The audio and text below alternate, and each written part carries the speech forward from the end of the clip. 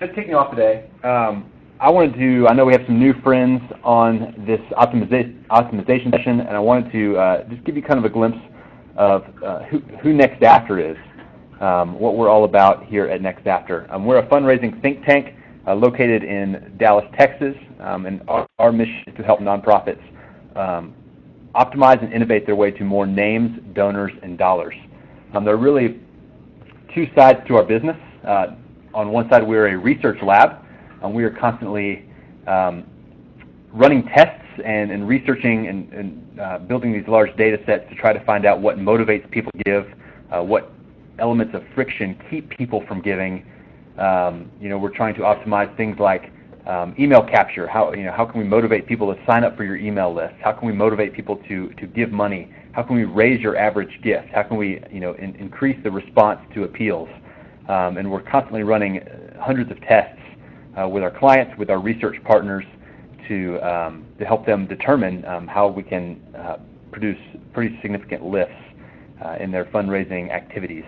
Then on the other side, we're a consultancy. We take these learnings from our research lab, and we help clients put them into practice through campaigns, through value proposition workshops, through our FQORM report, which we'll talk about a little bit later, and through building out all sorts of microsites and in email campaigns, landing pages, those sorts of things.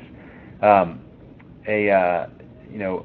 big part of what we do is turn the web into a living laboratory. The great thing about the web is it provides us instant feedback, telling us what our donors, how they respond to our communications, how they respond to our landing pages, and how they respond to our calls to action. And so the web is our playground because we get to use it to help people unlock and find out new things about their donors they can then put into practice in all channels, whether it's direct mail or television or telefundraising or anything. So that's what we're all about, kind of the innovation side and the optimization side of finding new ways to raise money and then making your existing channels work better and improve them. I want to give you kind of a little overview of the history of our work with optimization. I was once just like many of y'all are right now. I was a development director at a public broadcasting, and I was constantly being challenged to come up with the next great idea, the next great campaign, the next thing that we know is going to motivate our donors. And I found myself running dry. I was at a conference with a group called Mech Labs, which I got invited to. I wasn't necessarily there because I fit into their target demographic. Mech Labs is a marketing experiments organization. They run marketing experience for groups like the New York Times, Verizon, Google, and large for-profit companies. But I thought that a friend invited me along, and I thought it'd be interesting, and I actually ended up finding a lot that might apply to nonprofits. So Mech Labs, they run these experiments. They'll show you experiments that help the New York Times increase conversion by 150% and produce these dramatic revenue shifts. Mech Labs is led by a friendly mad scientist named Dr. Flint McLaughlin. Here he is presenting. And he has created these heuristics and these optimization methodologies, and you see just some of them here. They look like crazy formulas, and they are, but it actually gives us a framework of how we can improve our fundraising results. So my partner Tim and I began to put these into practice in our work with other nonprofits. We started testing some of these and adapting them to the nonprofit world. Because at the end of the day, we know that we're competing for the same dollars. We're competing certainly for the same attention share, and so we can take a lot of the learnings that we see in the for-profit world and apply them, because conversion is the same action that we're trying to get our donors to take. In fact, we have a great advantage in the nonprofit world, and that's that our product doesn't have a price. People can give as much as they have capacity, or as much as we're able to motivate them. Let me show you one of these conversion heuristics that we found to be very insightful and very applicable to the nonprofit market. So this is a MechLab's conversion heuristic. So what this says is that conversion is equal to 4 times the factor of motivation plus 3 times the factor of the clarity of the value proposition plus 2 times the incentive. So what are we giving them in order to give? What incentive are we giving? Minus friction, so minus the factors that keep them from giving. And then also minus 2 times the anxiety. So do we make our donors feel secure? Do we make them feel that we're trustworthy? And what this does, this framework allows you to look at an appeal or a landing page or something to that effect, and it gives you a framework to pick it apart. And so we can say, maybe our landing page is not getting the conversion rate that we want. Maybe it's just getting a fraction of a percentage of a conversion rate. So we can look at this and we can actually say, we're going to make the most difference if we can actually affect motivation. Unfortunately, it's one of the things that we can control the very least. But maybe we can improve the value proposition. Maybe we can make it have greater appeal, or maybe we can make it have greater exclusivity. Maybe we can make it feel like we're actually giving them a lot more and it's costing them a lot less.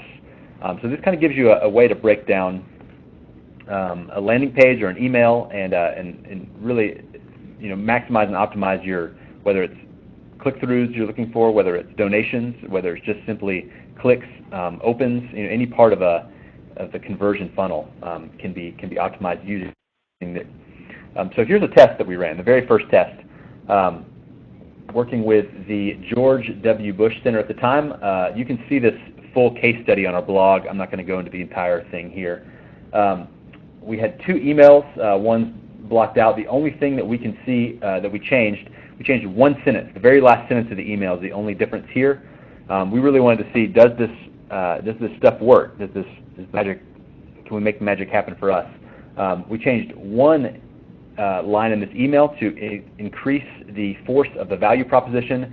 We saw a 139% increase in click-through rate, which resulted in a 42% increase in revenue. So we were pretty floored because those were significant numbers for the George W. Bush Presidential Center. This is back in 2009. Here's another recent example, actually, of how this sort of optimization methodology helped a client of ours. The Texas State Historical Association came to us. They're one of the oldest historical associations in the nation, founded in 1897, and this was their membership page. They said, help us grow our membership. And so we looked at the membership page, and you can see here it's a shopping cart-based system. You're invited to join thousands of others, so there's some social proof there. It's good. You've got membership levels. Down the page, they said they wrote the book on Texas history. They talk about they're the state's oldest society for more than a century. TSHA has been documenting and doing all this work to help Texans understand their legacy and extend the value of that to future generations. So we went back to our conversion heuristic and we said, what part of this we can possibly drive more motivated traffic. The Texas State Historical Association has a lot of traffic to their site. They don't necessarily need more traffic. So we said, what if we could actually affect the value proposition? What if we could really tweak this? Because they say the essence of marketing is the message. The essence of the message is the value proposition. So what if we could actually maximize this value proposition to deliver it with maximum force so that people feel that membership in the Texas State Historical Association is something that that they absolutely have to be involved in, and that it costs them very little, actually. So we came up with a sample page, a test treatment, where we offer them insider access to the most exclusive Texas history club in the nation. We can see we actually used some of their same copy. When we built this page out, we just kept coming up with more and more evidentials for the value proposition. You can actually see that the page that we built right there on the right, as opposed to their control page on the left, was actually a great deal longer. And so we actually had to ask ourselves, is this creating a lot of friction? Will people read this? We always hear that people don't read on the internet, they just scan and browse. And we did things like bullet the different options and bullet the benefits of membership and things like that so they could be scanned. But once we ran this test, we saw a 146.5% increase in member conversion on this treatment page. And this is not to tout us or our work or anything. The Texas State Historical Association had great research that helped us develop all of this. This is a finding about what motivates donors to the Texas State Historical Association, to the TSHA. We were able to take that finding and actually put to other factors of their fundraising program, and their fundraising program overall is up over 1,000% year over year this year. Those are significant numbers. So this is all. I just want to give you a couple examples here of optimization that we do here at NextAfter. The research side of our business extends to the online fundraising scorecard that we recently released this year. You may have, some of you already downloaded it. You've got it in the email, where we surveyed 151 nonprofits, including 100 of the top 400 and the philanthropy 400. We analyzed 4 key functions: email capture, email communication, donation pages, and gift acknowledgement. If you haven't gotten that yet, after we're done here, you can go download that. But all of this to show you kind of the type of research we do here at NextAfter in our optimization work. Now, we realize too that optimization is not everything. Optimization can produce large lifts and it can produce incremental lifts sometimes, and we build on top of every previous lift. So as we, there's a relative lift for each test, and they all kind of roll up into a cumulative lift for the fundraising program. But we also realize that along the way that we need to help nonprofits innovate as well. We've got to make big leaps sometimes. Sometimes we don't want to make just incremental lifts.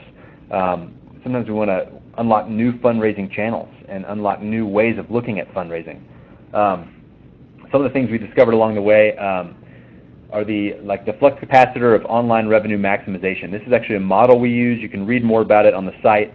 A model to help, in the age of big data, to help nonprofits manage their small data better. So the 3 factors that contribute to revenue are traffic, conversion rate, and average gift. And if you focus on those 3 metrics, you can actually, it becomes very feasible to double your online fundraising. We also have helped some organizations develop social games to actually engage, motivate, acquire new names, and help friends, invite their friends into something that's fun and engaging, but also helps them learn about the organization, and it's proven to dramatically affect fundraising results. And it's this sort of hunt for innovative ideas that actually led us to where we are today and what we're going to talk about today, which is the world of non-cash giving. For many clients, in fact for most nonprofits, the donation form looks like the form you see here on the left, where they can accept cash. Maybe you can accept, by cash I mean credit card donations. Maybe you can accept things like e-checks as well. But we ran into this concept of non-cash giving. We were introduced through mutual friends to Ray Gary, who's going to join us here in just a moment.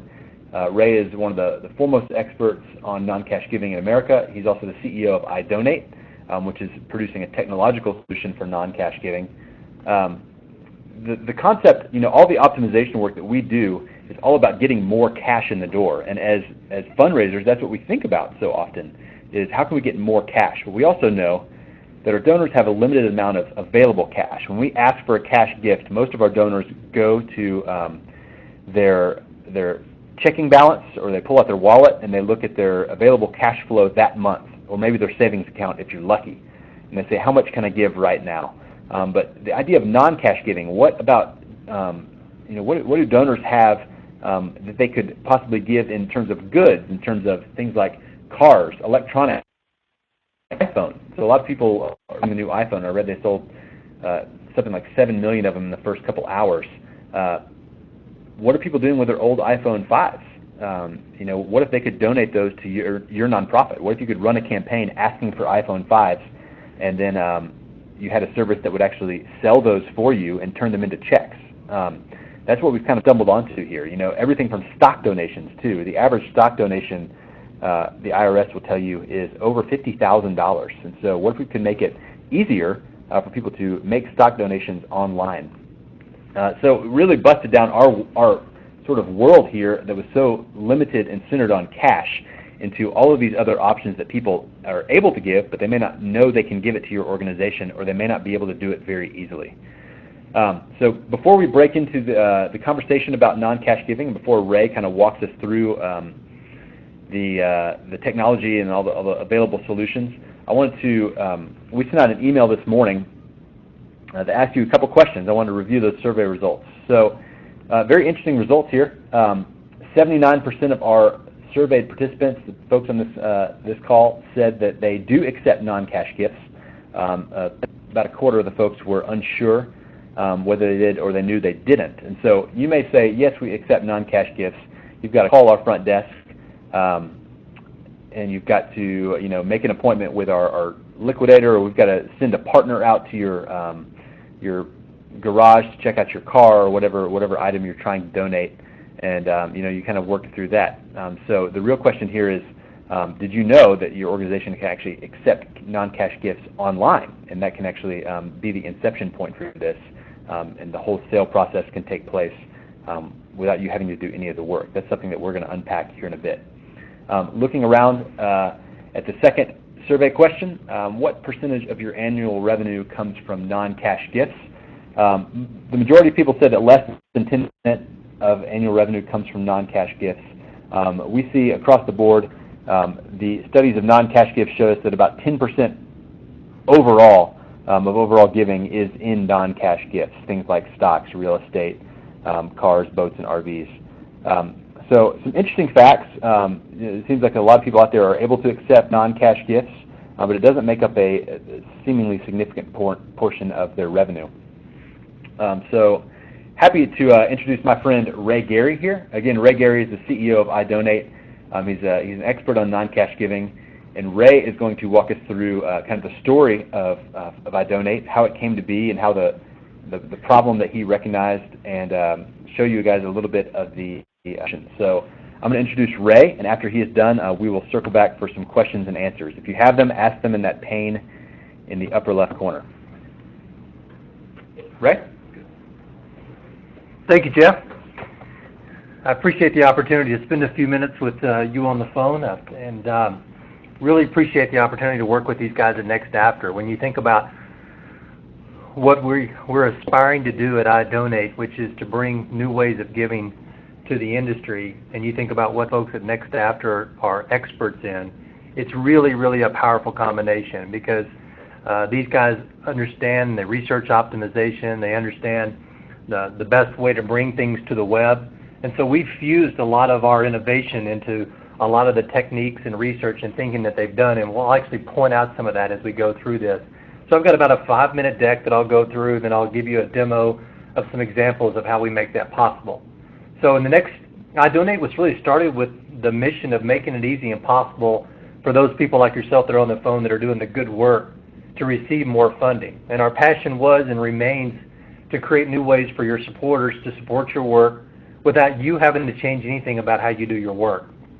In fact, as an aside, we adopted a nonprofit in our organization where we do all the work for them. We manage the database, we do the marketing calendar, we do all the accounting, we reconcile the credit card statements, and so we know firsthand what it actually takes and what a distraction and how time-consuming this stuff can be. And we did this.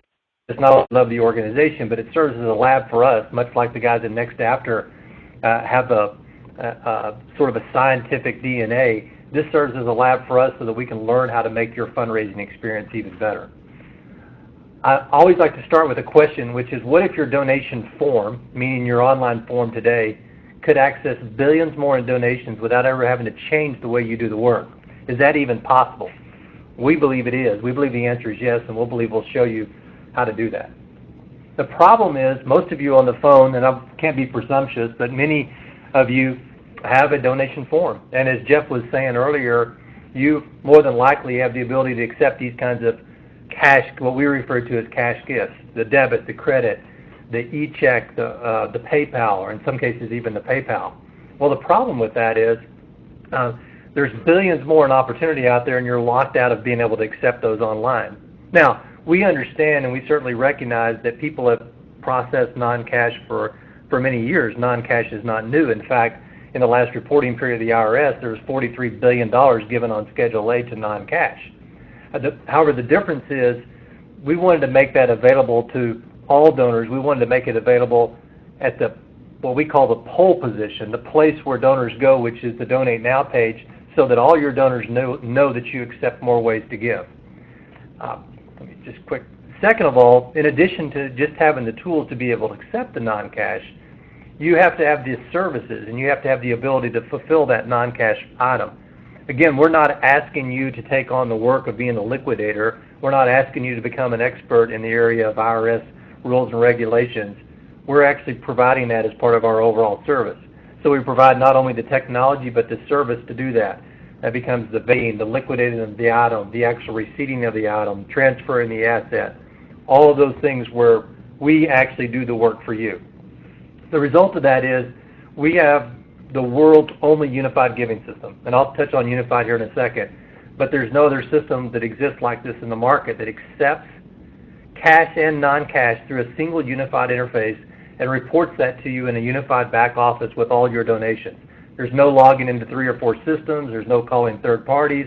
It's all in one system for your convenience. Again, that's our passion. That's where our mission is to make it easy to do your job. The unified approach to this is important is because we believe you must communicate to your donors that you accept all forms of donations. It's certainly possible to do this off your donation page. Many of you will have other ways to give in the footer of your website or in some other place on your website. Maybe it's 4, 5, 6, 7 clicks down. But you will lose any opportunity for the halo effect of giving if it's not in pole position and it's not in what, of course, as you all know, the industry calls the donate now space. And of course, we work on all platforms, PC, tablet, mobile phone. This includes the donor experience, and even the back office for the nonprofit is all responsive design for your convenience. How does it all work? Well, we have this simple example we like to use, which is you have these different types of non-cash gifts, which we'll go into in a second. You put these through the iDonate machine, if you will, and as Jeff likes to say, it's magic. But out of that comes really two things. One is you get the cash. We liquidate the item for you. We liquidate the item and take a transaction fee for liquidating the item and send you the net proceeds, and our foundation actually receipts for you. And two, of course, all the donor information is yours. So you get a check and you get a donor. Now, if you're thinking about, well, what kind of opportunity is this? All sounds kind of interesting. You've kind of gotten my attention. What does this look like in terms of opportunity? Well, if you look at charitable giving overall, last year was about $316 billion in terms of donations in charitable giving. And that sounds like a lot, but if you juxtapose that across our disposable income potential for giving, Giving USA today will show you that it looks like this. It's actually it's roughly at 2%. And as Americans, we've been stuck at this 2% for over 40-something years. So the potential to give even more online, and I think it is huge. And I think even people like Amazon and Apple have shown us that if you make it easy for somebody to do something, you'll actually grow the market. And so part of what we want to do, and we'll show you in a minute, is not only just the non-cash, but our whole giving experience makes it easy for you to give. And there's some things we've done with our Next After folks to really innovate around our product to make it possible and make it easier for your donors to give. But that's only, as we like to say, that's only kind of half the story. Because now if you juxtapose across U.S. household wealth, you're looking at really a fraction of the opportunity for giving. It's a $59 trillion in U.S. household wealth, and as Americans we give $316 billion a year. But how do you tap into that wealth, and is that really a real number? Well, it's for fun, just to kind of get your head around, is this a serious number or not? I like to throw out some things that I learned about another industry. You know, the growing commercial real estate industry is a self-storage industry. And as Americans, we spend $22 billion a year on self-storage. 1 in 10 Americans have one. If you took all the self-storage under roof and stacked it all up, it would equal 3 Manhattan Islands. Americans have 3% of the world's children, but about 40% of the world's toys.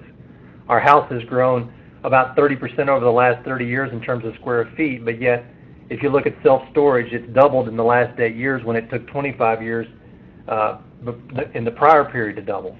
So we clearly have a consumerism stuff mentality out there in our world today.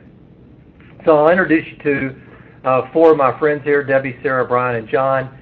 Debbie works from home. She has an organization she would love to support on a recurring basis. Sarah is a college student who gets gift cards lots of times from her grandmother and her family at birthdays and Christmases. Brian is a professional. He's an early adopter of technology. He was the guy that was standing in the line at the Apple store a few days ago waiting to get a phone, camped out.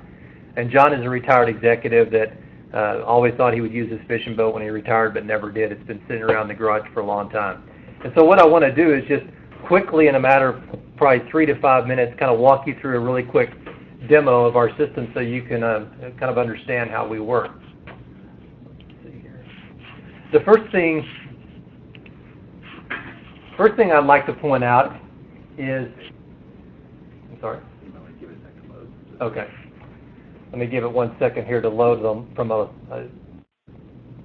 latency side. Okay, there we go. The first thing I'd like to point out is we're showing our giving code on a sample website page. So you would assume this is like your website page.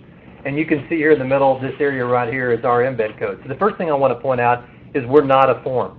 We're a piece of embed technology that lays or embeds within your giving site. We honor your style sheet. We even honor your domain. This is a sample page, but if you were looking at the domain or the URL of your site, it would have your name on there. Studies have shown that when people leave the page, the abandonment rate goes up almost 6 times because they're leaving to go off to some other place. We don't do that. We honor the domain, and we live on your code. We allow you to style the colors to fit your style sheet. So that's kind of the first thing I want to point out. A couple of just characteristics of our embed code here. You'll see a simple navigation across the top of a simple 1, 2, 3 step or methodology we use to giving. We have this thing called the impact equation. It's already unfurled or open here. It allows you, the organization, to quantify the impact of a gift. So if it's beds, if it's mosquito nets, if it's water, if it's baubles, whatever it is, we allow you to quantify that and actually show that dynamically at the point of donation in real time, and we'll show you that in a second. We default to money because the world still thinks in terms of giving a credit card or an e-check or a debit online. We, of course, have a gift array, and we, of course, have frequency here so that one can pick the frequency of the gift, or you could set aside, or you could determine your own amount you wanted to give. And then we have some simple tools that are here always for FAQs for your donors in case they get lost or they don't understand what do you mean you could donate electronics. We actually have the FAQs here handy for them. So if I was going to go through and do a transaction really quick, I'll just do one of these. Let's take Debbie that wants to make a recurring gift of a monthly gift. We would click continue. She would simply fill out her demographic information, her card profile. Let me do that real quick.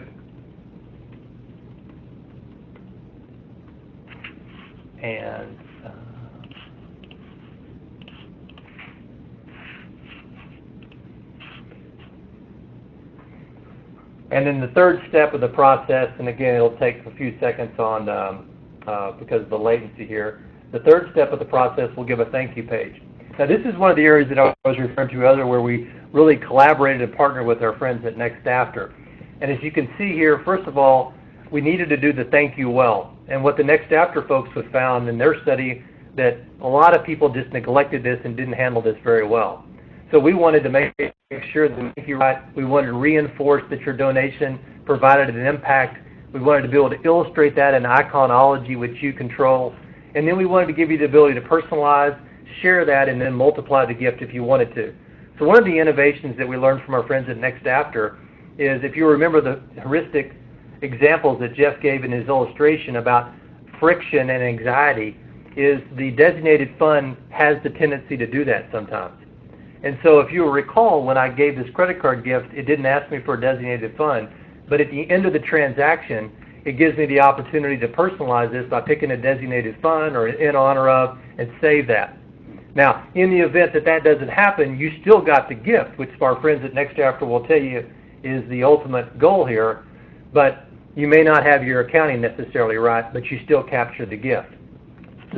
Now, we've even designed our system to give you the flexibility to A/B test that, so that if you wanted to move the personalization up to the front, we allow you to do that. And again, that was one of the innovative things that we're doing and nobody else is doing in the industry, and we got that through our collaboration with our friends at Next After. The second thing is, of course, you want to make it easy for people to inspire others. So with one click, this transaction is now posted to Facebook, Twitter, or email. It'll say, well, I just made a gift and 2 beds to this organization. And then, of course, you want to be able to multiply your impact, and you want to be able to take your donor very quickly back to where they were, which we've done. So let me just give you a couple other very quick examples. Let's take our friend Brian, who's the early adopter. If you recall, he was the guy that was standing in line at the iPhone store overnight to buy his new iPhone. He decides instead of selling it to Gazelle this year, he's actually going to be generous and try to help that 2% number I referred to earlier. And he's going to go in here and pick an iPhone. So he probably has one of the S's because he was an early adopter, and we can pick an iPhone S. We have in our drop-down box, we're tied in to all of the configurations of the phones there are. We simply give you the ability to click what kind of condition it's in. We click continue.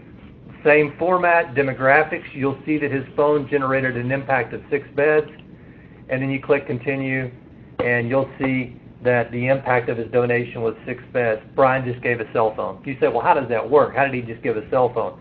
Well, in this session, we don't have time to go through all the operations of it, but what ends up happening is Brian will get a receipt that, as you can see in my inbox, that's just now coming up, and in that receipt, it will give him instructions, and with one click, he can download a prepaid mailing label that he simply attaches to a box and sends that item in. So each different asset class has a different set of operational instructions, but that'll give you some idea of how that works. Let me jump to the back office real quick, just for the sake of time. I won't kind of go into the other assets right now. We've added gift cards, a really innovative thing here around gift cards. I'll just touch on this really quickly. Is the gift card industry is $100 billion a year. There's over $40 billion in stranded value on a gift card.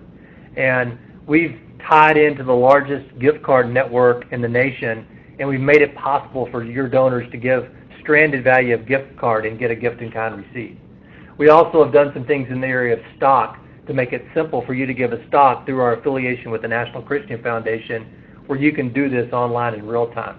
So let me jump to the back office just really quick.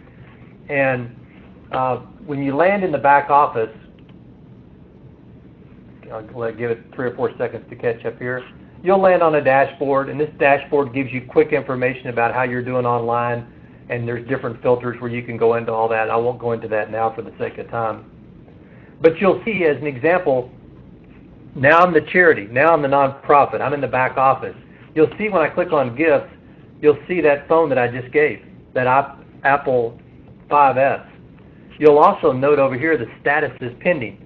That's because I haven't put the mailing label on it and mailed it in. As soon as it hits our floor and we accept it, the status will change. You control, or you're in complete control of seeing the status of these gifts as they're going through your operation.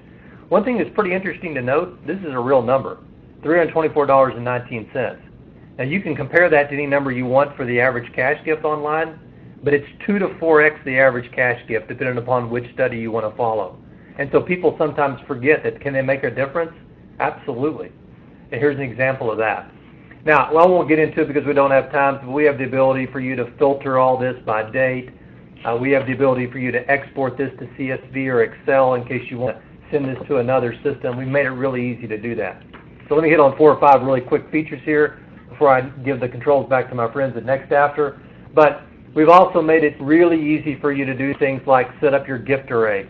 We've made it the impact equation, which is something we have a patent pending on, where we actually give you the ability to quantify what it means in your organization.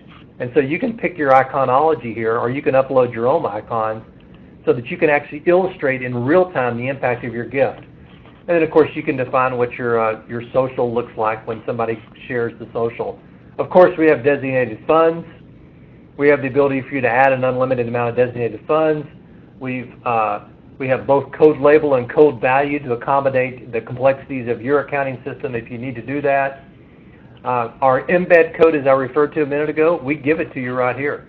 We give it to you both in JavaScript and in iframe. You have the ability to cut and paste this straight onto your website. We also give you the ability to customize this. We give you the ability to enter your hex code so that it exactly matches your style sheet of your website. We give you the ability to pick which designation you start on as a default, on and on and on, which features I don't have time to go into right now. And just as a convenience, here's your embed code on the right side. This can act as a terminal for you, so if somebody wants to call in a credit card or give a gift online, you can use this as a terminal. With lots of things in the area of campaign, which I won't have time to get into now, but we allow you to tie UTM codes to designated funds and track the source of those things as they hit your page. We actually give you a donation page builder too. If you're not ready to embed the code or you'd like to build your own donation pages, you can see here we gave you a donation page builder where you can build the page very, very quickly yourself and customize it for you. This is becoming very popular with a lot of organizations that have support staff that have to raise their own funds, or even missionaries in some cases for faith-based organizations. And let me jump back real quick, show you one or two more things. Of course, one of the strengths of our systems is our ability to multi-tier your environment. So we call it enterprise. We have the ability to connect affiliates to the parent.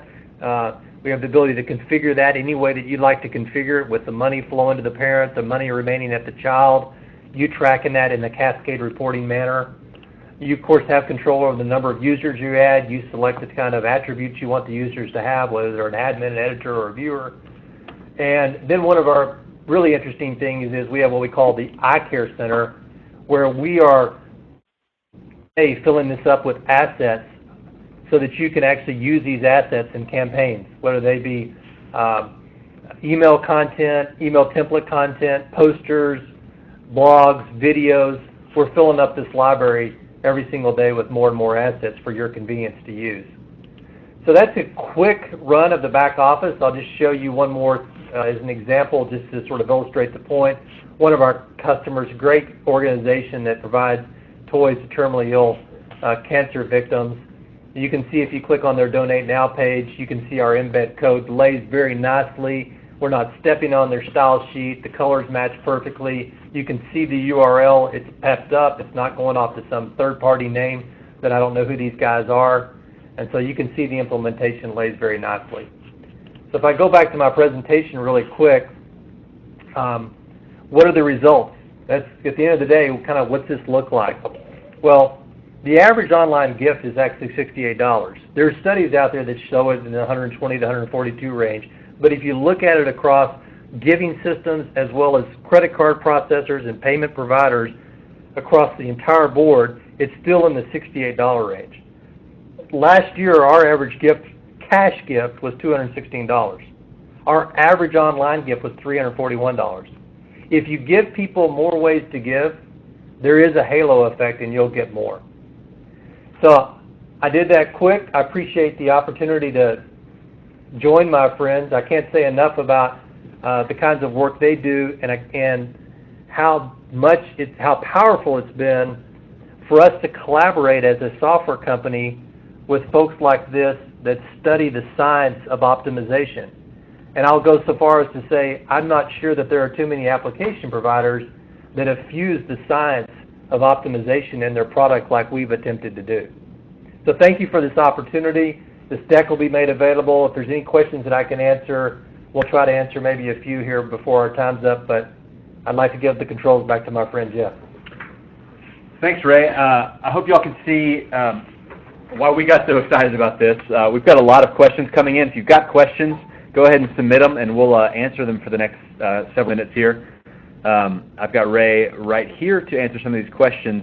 If we don't get to your question, we will personally email you, and or if you want a personal an email or someone to call you, just use that question and answer pane, and we'll reach out via email after the call.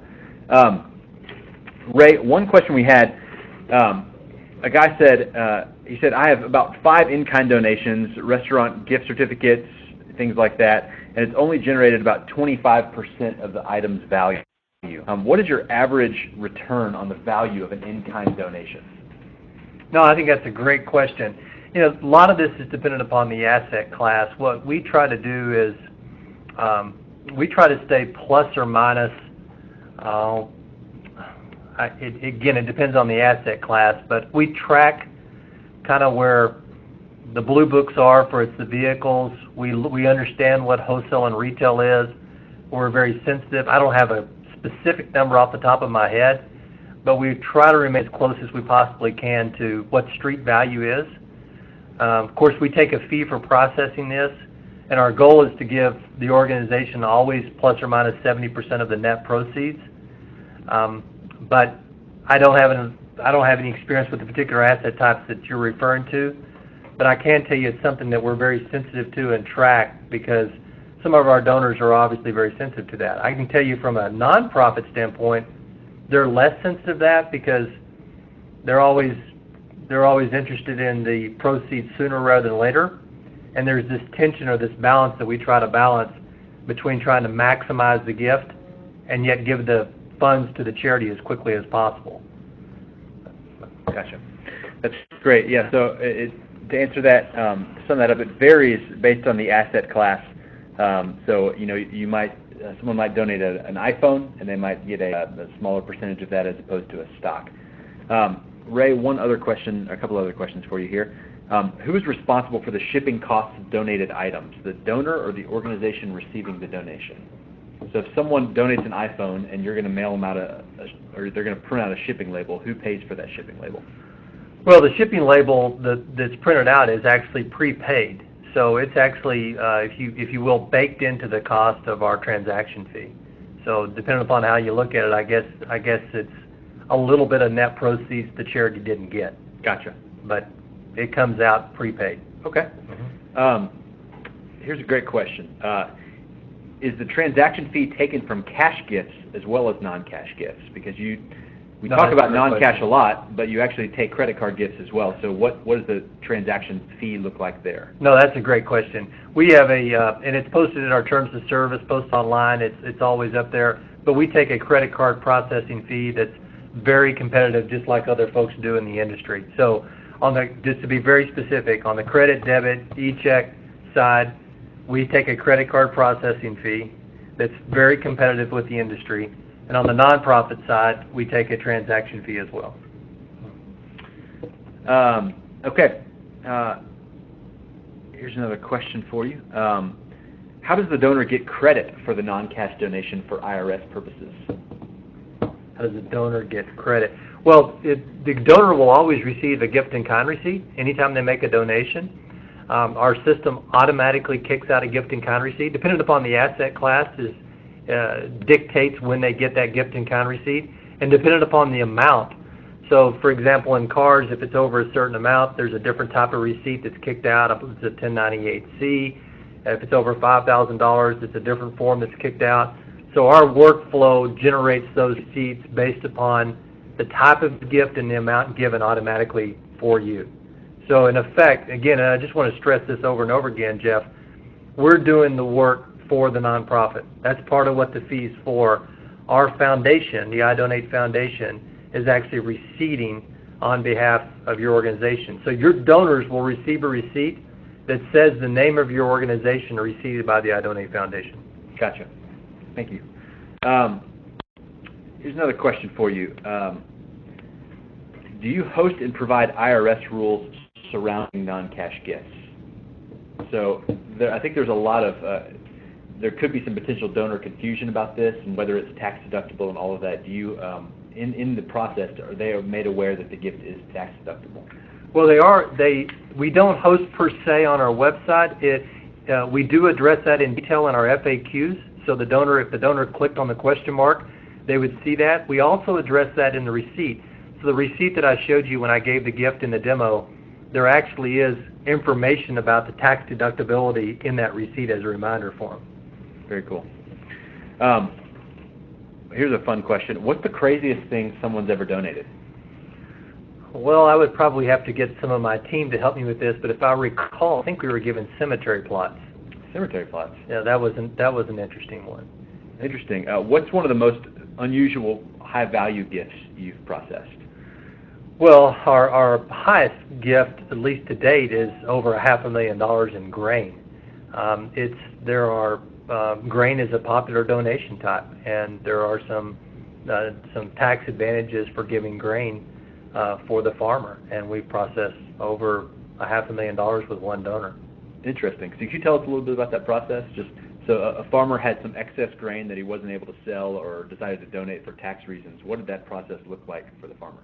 Well, instead of taking income, the farmer can give that to the I Donate Foundation. Okay. And then the I Donate Foundation would provide them the tax receipting on that and send that to their charity that they designate. Gotcha. Okay. Can iDonate accept donations of Bitcoin?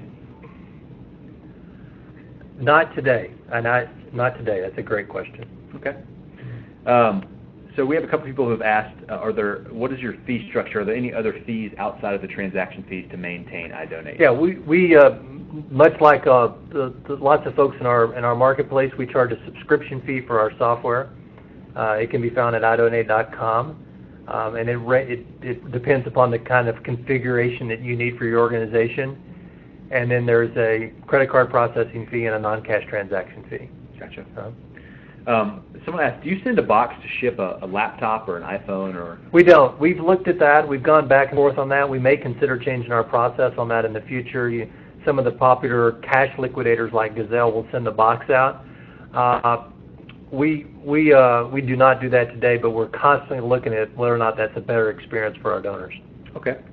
Does this system allow for anything to non-cash gifts to be given? I guess they're better called in-kind gifts to be given that the nonprofit can actually take advantage of using. That's a great question, Jeff. We're technically not an in-kind system. We're a non-cash system.